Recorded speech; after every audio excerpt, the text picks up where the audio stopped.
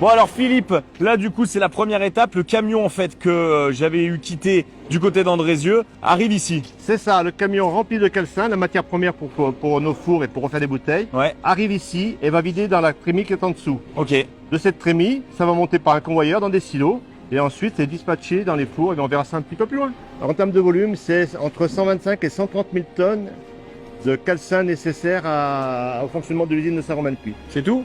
Ouais, c'est pas beaucoup, non. C'est déjà pas mal. Et, C'est énorme. Et on vise à aller encore plus loin pour encore augmenter notre taux d'intégration de calcin dans nos fours. Eh ben très bien.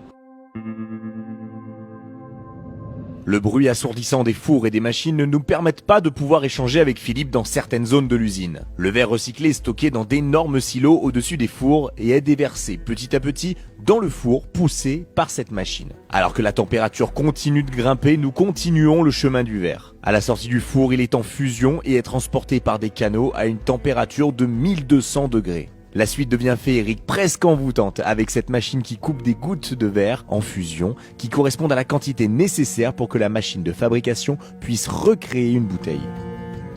Cette goutte descend directement dans les moules qui sont graissés manuellement pour obtenir le produit fini, une nouvelle bouteille en verre qui aura la forme du moule choisi. Place au retour au calme, nous allons pouvoir reprendre nos échanges avec Philippe.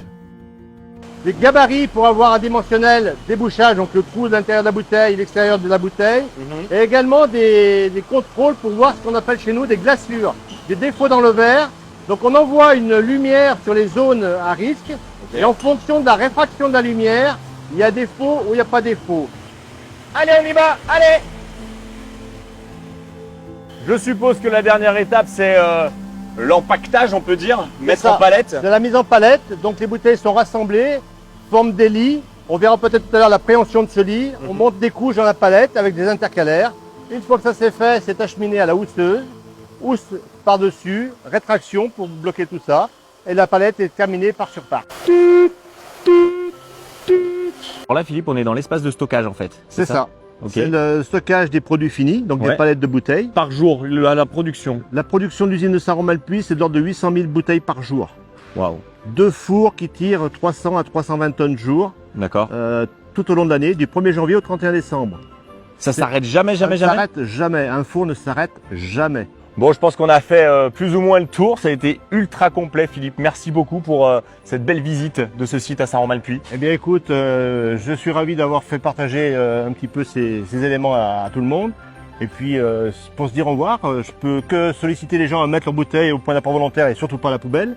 Parce qu'une bouteille mise à un point d'apport volontaire, ça sera une bouteille refabriquée à Saint-Romain-le-Puy. Et ben voilà, exactement. Ce sera le mot de la fin. Voilà. Merci à Merci. toutes et à tous. On fait des bisous. Ciao! À bientôt. Ciao.